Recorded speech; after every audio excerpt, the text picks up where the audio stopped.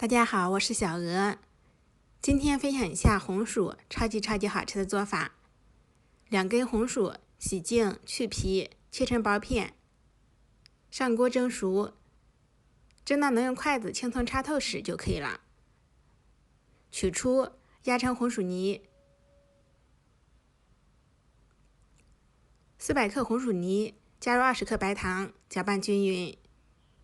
再加入大约100克糯米粉，搅拌成这种小颗粒状，抓揉成糯米团。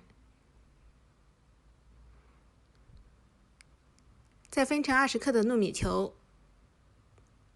红薯球可以蒸着吃、煮着吃、油炸着吃。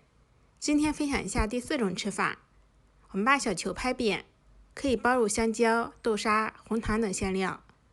手指沾上清水，沾点芝麻，压饼上，点缀一下。